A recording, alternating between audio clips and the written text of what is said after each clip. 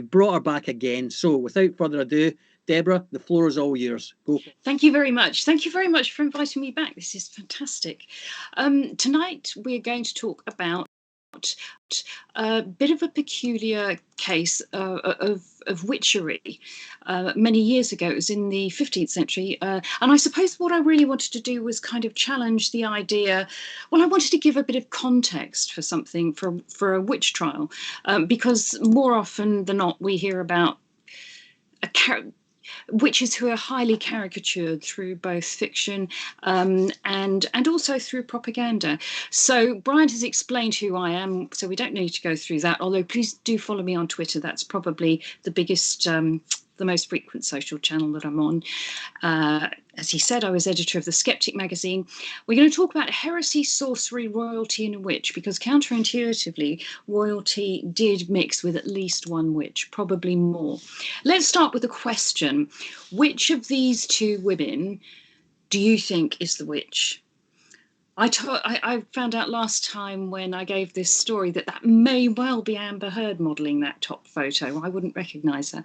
But if it is, don't let that confuse you. Just think in terms of who is more likely to fit your caricature of a witch. Of course, it's the woman at the bottom. It's Endora from Bewitched, because she is older and she doesn't look as pleasant, frankly. We've got a picture of Chattox, one of the Lancashire witches. This is a trial considerably later than the one we're going to talk about today.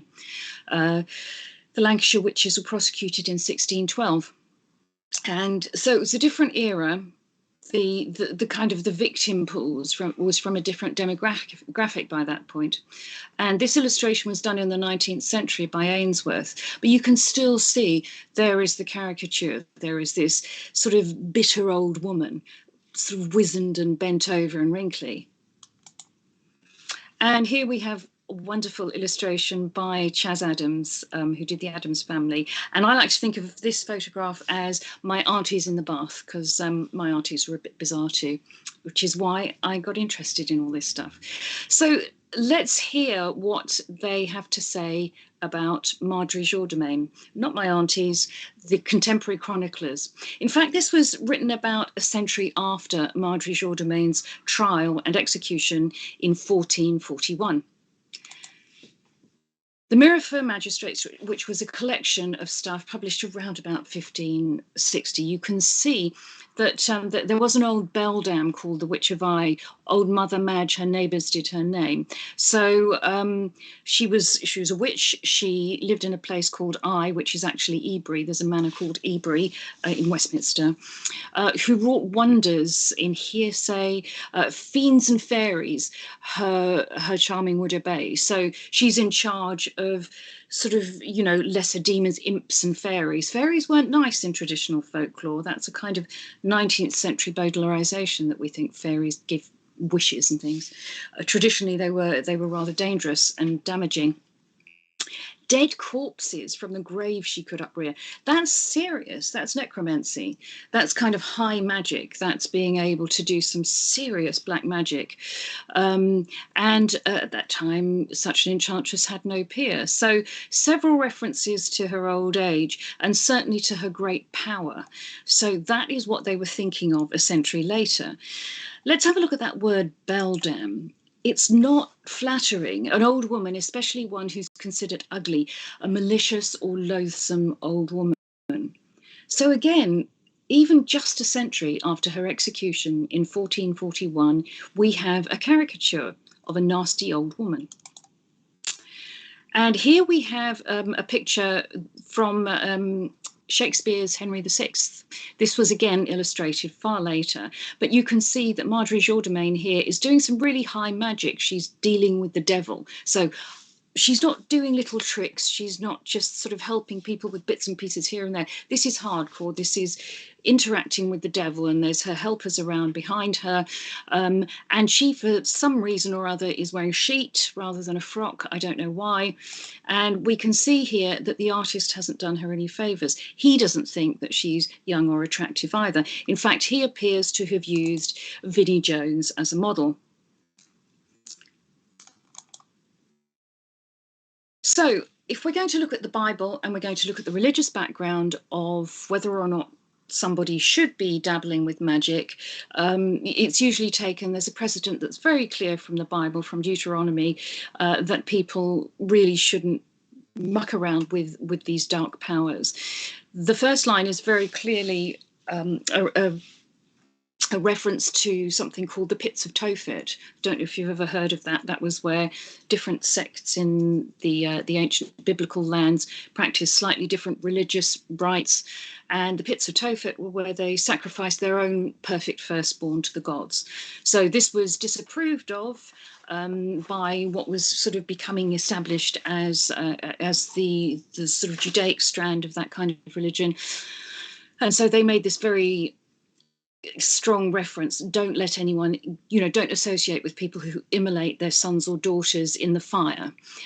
But neither a fortune teller, a soothsayer, charmer, diviner, caster of spells, one who consults ghosts, or seeks oracles from the dead. Again, we've got necromancy there, the idea that you could raise someone up from the dead and then you could ask them things. You could ask them to tell you the future because they know more, they have more subtle powers since they have died. So if you've got this precedent in the Bible telling you not to do this, what you're left with then is people hundreds, perhaps even thousands of years ago. There is clearly power in the world. We know, as being skeptics, that we see things in a peculiar way. Our senses are designed to help us survive, not to help us scientifically probe the universe. That's actually a rather counterintuitive thing to do. So if this power exists, and to most people, at most times, it has been perfectly obvious that it does. So, well, then in that case, can you channel and manipulate it? And the answer to that in the early church, by a document called the Canon Episcopal, was no. The Canon Episcopal was written down a little later, but it's probably 9th century or so. And the idea was that it directed bishops to try and get rid of fortune tellers and soothsayers from their areas. Now, this wasn't because they were really telling the future. It's because they couldn't do it. They were pulling the wool over people's eyes. They had more of a kind of a modern approach to it, which is that somebody can't possibly have these powers, but nonetheless, it's not very good for the community.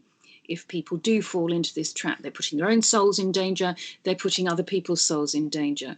That's one of the later copies of the Canon Episcopal. You can see from the various quotes that I've got there that they didn't believe, certain old woman have been led astray. So you can't tell the future. You can't actually have these powers that they claim to have. There's a moral hazard, but there isn't a real hazard of knowing the future. And if in this era you did believe that you could go to a witch and she could really manipulate the supernatural world on your behalf, that was idolatry and apostasy. The only person who really had power in the world was God, and you had to pray to God, and that was the only supernatural relationship that you were allowed to have, or that was even effective. If we look for why this was the attitude at that point, I think it's probably a good idea to do a quick breeze through the Christianization of Europe. You can see over here, over the case of a few centuries, that Europe became highly Christianized. So you've gone from an organization trying to establish itself to trying to keep the power that it has. So it's gone from increasing to consolidation. It's kind of gone from romance to marriage, I suppose. You can see an organization which is a monopoly. Later on, of course, there was the rise of Islam, and that pushed it back a little bit. And then there was a kind of a dynamic tension there for a few centuries. So when you have a situation where the world is Christian, your world is Christian, how do you relate to other people in it? Well, there can be a schism. There can be a departure in matters of government, but not in the basic principles of faith, what they call inward rather than outward separation. And in fact, there was a schism in 1054. there was a schism between the Eastern and the Western churches. It didn't stop them both believing that the others were Christian. It didn't stop the West coming to the aid of the East when it was encountered. If I look over here, it's because my dog's come for a cuddle. So yes, I mean the Western warriors went over and helped with the Crusades because Islam was encroaching on the Eastern Empire. So they were still both Christians. They wouldn't argue that. But there had been a schism. Part of that was the East's refusal to regard the Pope as a supreme ruler of everything. You had infidels, people of the book, as a Muslim would say, and so they were monotheists, but they weren't a Christian. There were heathens, and at this point there were still a lot of heathens. There were a lot of people with kind of paganish type practices or strands of practice to their Christianity. Heathen comes literally from the term to live on the heath, so it's some uncivilized person who's just living in a field somewhere. And then there's pagans in the very, very early days, you know, what was left of the Roman and the Greek empires. And we come across this term cunning man or woman. This is a practitioner of folk medicine, folk magic, and divination within the context of various traditions of folklore in Christian Europe. Now, when somebody is religious, they don't experience their religion as being compartmentalized. They might know what they shouldn't say to the priest. They might know the priest won't like it if they say they were doing X, Y, Z. But nonetheless, it's all part of an overall kind of idea of what the world is like. I mean, even using the word supernatural suggests it from our point of view, because we think it's above natural.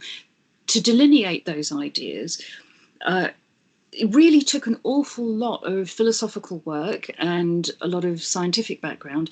And it only has happened in the West in the last few centuries. So if you were to talk to a cunning man or woman and accuse them of being a pagan or being unchristian, they probably wouldn't know what you were talking about. They might know what the priest wanted and didn't want to hear, but it's on a continuum, you know, using sympathetic magic, using herbs, using spells, or incanting things. For them, it would all have been part of one sort of group of looking at the world. And then there's heresy. Now, we talked earlier about the church consolidating. And the thing about heresy is that this is something that only a monopoly can afford to do. It can only really decide that people within its community are outside of permitted belief. It's a religious error, of course, the judgment there, held in opposition to the truth after it had been defined and dictated by the church in an authoritative manner. So that's from Aquinas and canon law. So the idea of free speech, of free thought, the kind of things that we would take for granted in order to enable progress, that isn't the way they did things. We're looking at a top-down intellectual situation here, where you work things out using raw materials such as the Bible, and a little bit of reason. Their ability to reason was limited by the philosophy they had at the time. And then it was declared, and the message went down in an authoritative manner. And you were in trouble if you didn't just take it, receive it. So there were lots of heresies. And the thing to remember, I suppose, is that there were heresies right from the beginning. Most people know that there was a Reformation, which somewhat, well, completely broke up Europe into various different areas with different types of religiosity. Prior to that, the church had tried to establish a monopoly. So you might think, oh, well, the Reformation happened sort of 1520-ish onwards. But looking at heresies, it's worth just remembering that the fight against the centralization and the monopolization on a religious life and religious belief had been going right from the beginning. You've got the Gnostic heresies from the very earliest times. The Bogomils, they were 10th century in Bulgaria. And you've got the Waldensians from Peter Waldo in Leon.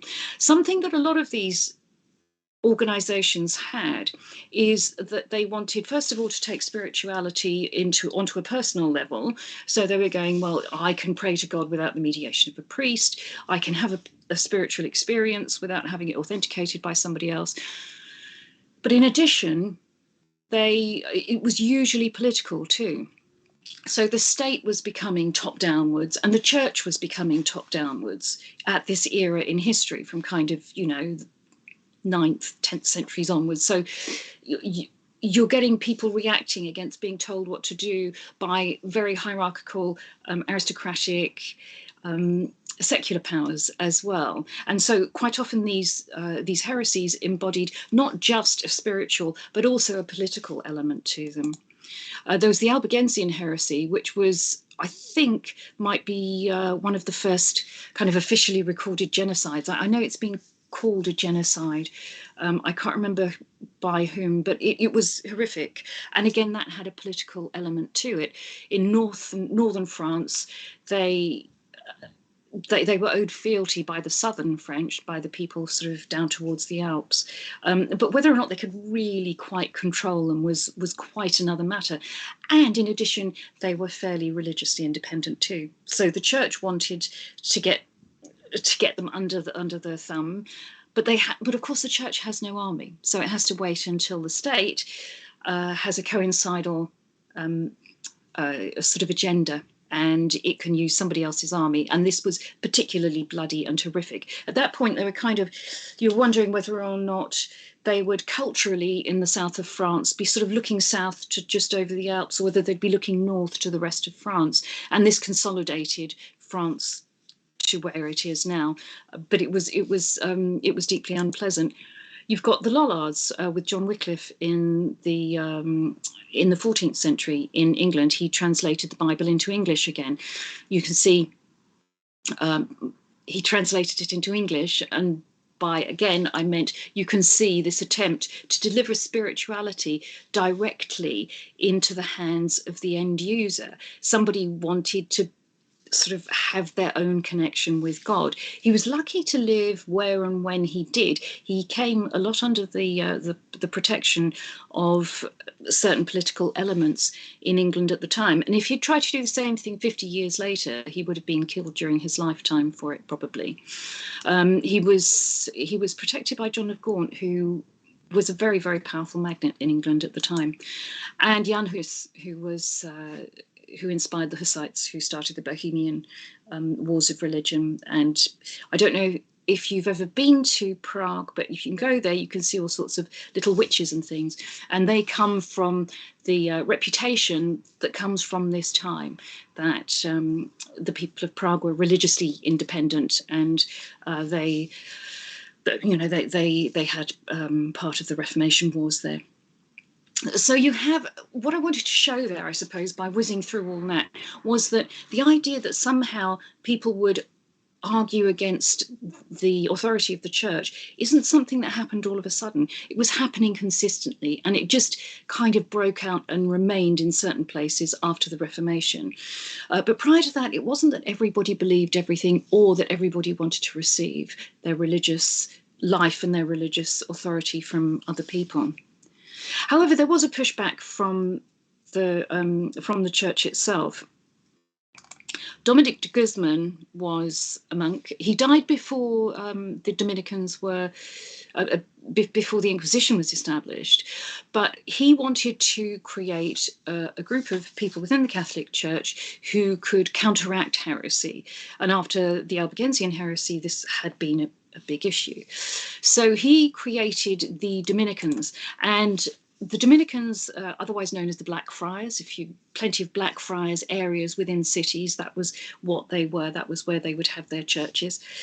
And the Dominicans specialised in education, and by that we shouldn't mean the kind of virtuous education that we might like, physics lessons and so forth. This was education inculcation kind of thing. They figured if they could educate somebody, then they would think in the right manner. And they also administered the Inquisition. Now, the Inquisition was set up to deal with the kinds of heresies that we're talking about. And the problem with it from our point of view really is that we don't think in terms of it as being natural justice. It was established, the Inquisition was established in 1213 in Lombardy, and that was just shortly after the Albigensians. It surrendered the convicted to the appropriate civil authority. And so the civil authority could have just completely ignored it and said they haven't done anything wrong, but you would find yourself under the ire of the church if you would do that. They were expected to give the correct punishment, which could be very bad. In 1233, Gregory IX, the Pope, proclaimed the Dominicans subject only to the Pope. So now you have the Pope with kind of his own specific attack dogs going out, if you like, to do his work. Now, the mechanisms of the Inquisition, it was Roman law, so you had to prove your innocence. It's a bit like libel law in this country, where you were accused of something and it was up to you to say, no, I haven't, instead of up to somebody else to prove that, yes, you have. Sufficient gossip was usually a sufficient condemnation. The offences was correlated with heresy, and the witnesses sometimes weren't identified. We would think this is completely against natural justice. If the witnesses then recanted, they were punished because they had put their eternal souls at risk and screwed up the prosecution. And you weren't allowed a lawyer of your own, because if you really were a sinner, then that would put it would put their soul at risk. So you didn't get to necessarily know who had accused you, and you didn't get anyone to fight on your behalf. It's not what we would regard as good justice at all. And the judges were inquisitors. Now, Addams Family was a papal bull in 1252, and this created two what we would regard as perverse incentives. One perverse incentive, one thing that's natural against natural justice. The first thing was that a perverse incentive was that you were allowed to confiscate the goods of the person who you had prosecuted. And what they would do is they would split the goods when the person was inevitably found guilty, split the goods between the secular and the church authorities. In fact, there was a guy called Inquisitor Emmerich. I don't know if I've got this quote here, but yes, that was it. He said later on, he complained that there were no more rich people to prosecute because they'd all been got at. Who would bother prosecuting poor people when you couldn't make any money out of it? The other thing that Addams Family had was that torture could be used. Now, you weren't supposed to, in the beginning, use torture that would actually damage somebody, that would permanently injure them. They didn't know about PTSD in those days. Obviously, torturing anybody to any degree is very, very bad. But the torture that they started to develop later really did damage and kill people. So it might start off in what they would regard as a permissible way, but it got totally out of hand. Now, just in case we think that this was just the priests going around saying there's a witch, they really did have courts, and they were able to give out penalties. You can see here that there were, if you fell foul of sort of felonies like theft or something like that, then you would go to the crown. Other things came under the aegis of the church. So this is the thing that I want to bring home, I suppose, is that we're talking about real, actual power here. In 1401, Henry Bolingbroke, who became Henry IV, became the king. He'd taken over from Richard II, and his father had been John of Gaunt. John of Gaunt was that great magnate who had protected Wickliffe, among others. Certainly had protected a lot of free speech and what would be regarded later as heretical ideas. Bolingbroke was a reluctant king. He was later thought to have said that he didn't really think he had ever was king, but he'd been forced to go and to depose the other king because the other king was a bit of a twerp and had taken all of his land and his titles and all of this kind of thing. So for his own survival, for the survival of his line, he'd had to do it. He became the king because, after the other guy's been starved to death in the Tower of London, who's going to do the job? So this was, don't know if you've ever kept up with the Wars of the Roses, but this was one of those exchanges between the two houses. Henry Bolingbroke had a son. There were three of them. There was Henry IV, who was Henry Bolingbroke, Henry V, who was the guy who went over to France and did loads of battles, and then there was Henry VI, who was unfortunately a rather weak young man. Now, the thing about Henry Bolingbroke was that in 1401, when he came into power, he enacted a piece of legislation called De Heretico Cumberundo. It means regarding the heretic who is about to be burned. And it's been called one of the most repressive censorship statutes that's ever been enacted in England. And it was kind of, he doesn't seem, well, to judge by the way his father was, he probably personally didn't give much of a monkeys about this subject, but he had a quid pro quo to pay with various supporters. And this appears to be the price he had paid for the support when he had overthrown Richard II and become king himself. So people were prosecuted and were burnt to death under this. Now, people were normally hanged for witchcraft in this country, but we're not talking about witchcraft here. We're talking about heresy. William Sawtree was the first person. He was a Lollard. So we are talking about people who, again, they're trying to practice their own sort of specific kind of religiosity. He was burnt to death in 1401. There was another guy you might have heard of called John Oldcastle about 14, 15, 16. He managed to escape to Wales for a couple of years, but they caught up with him eventually.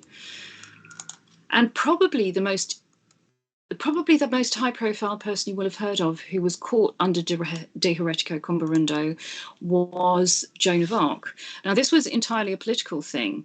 At that point, the English did have some legal claim, if not moral claim, to hold swathes of France, and that was what those particularly bloody wars of the 15th century were about over there. And there were factions of the French who were in league with the English, and there were factions of the French who just were in France. So she managed to, I mean, France, the French military campaigns had been in a dreadful state. She managed to kind of rally things, sometimes by sheer good luck. She was an appalling warrior, an appalling tactician, but she was just the right symbol at the right time. So when the English got a hold of her, they wanted to discredit the king she had crowned by discrediting she herself. So they wanted to get her for heresy. And she was actually rather clever at her trial. She didn't fall into a lot of the pitfalls.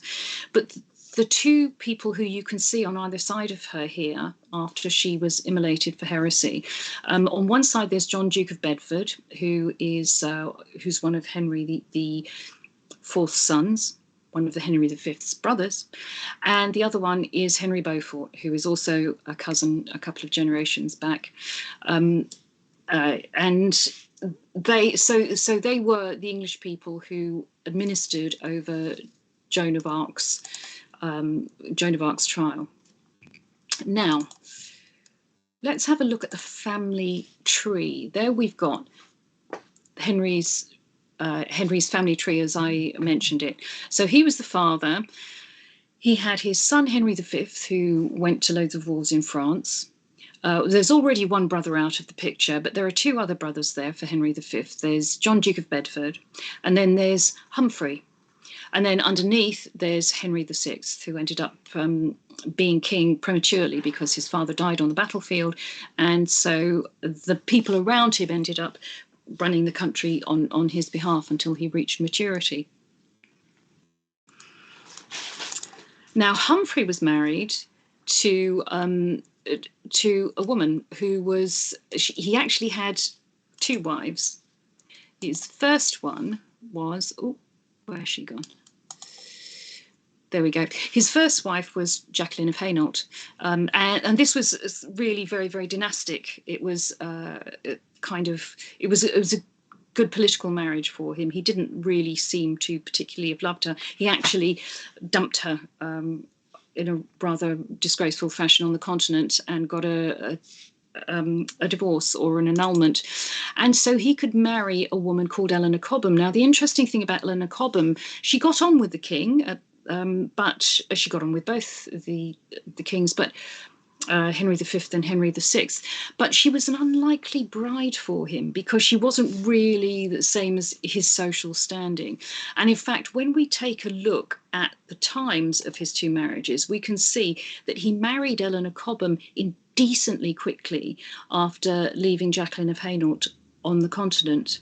So we have a man who was very close to the throne. He was only a couple of deaths away, really, from being the king himself. And he had married this social climber. Given that he married her straight away after getting rid of his first wife, it has been suggested, obviously, that they may well have been having an affair for a long time prior to that. And they probably were. Why would you just marry someone instantly like that?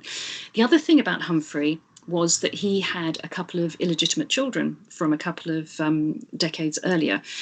And so there we have Antigone. I can't remember the name of the son, but his daughter Antigone.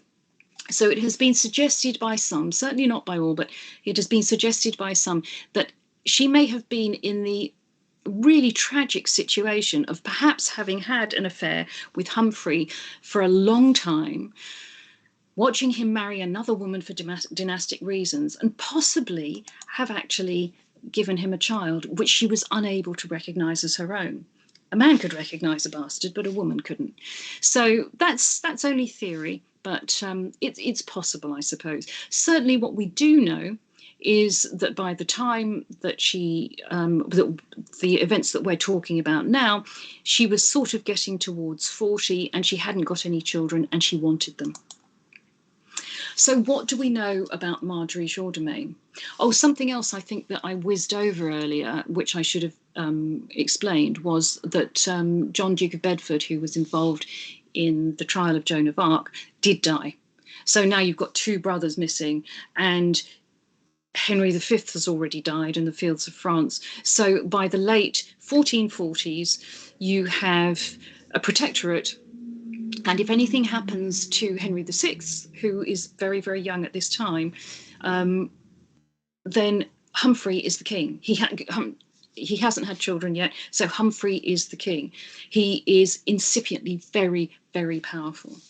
So what do we know about Marjorie Jourdain herself? This is where she comes in. How come a witch ends up entering this rarefied, intense political environment? Well, we can tell several things about her. First of all, we know she was called the Witch of Eye, so she lived in Eye or Ebury. Now, back in the day, probably 1,000 years ago or so, Westminster was a little island. It wasn't sort of solidly part of North London as it is now, or on the North Shore.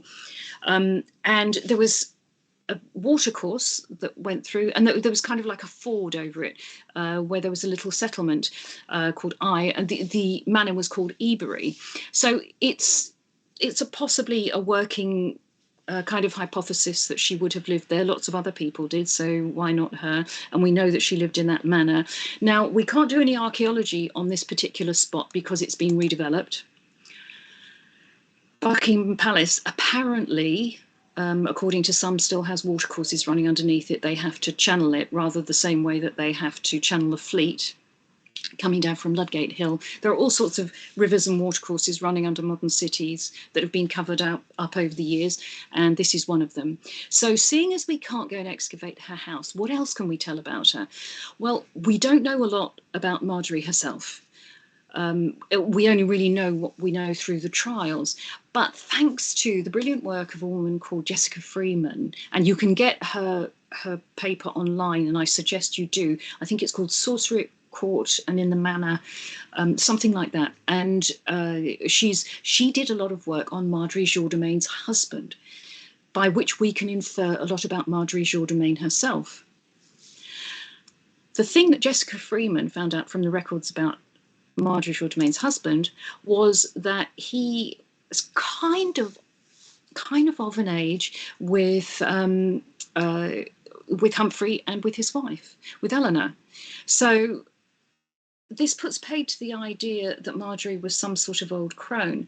There are lots of records of William Jourdain's family, his father, his brother. His brother seems to have been the person who kind of inherited the estate because they had lands at Acton, which was way out west. Well, not too far, about 6 miles from Westminster. So the fact that William Jourdain went to work in Westminster meant that he probably wasn't inheriting the family farm. He was going out and working. But he was a skilled agricultural worker. The word jour de main means day of hand, so sort of a day labourer, if you like, but he was certainly considerably more skilled and higher up than that. He had offices in the manor.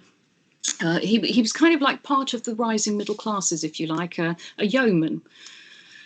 So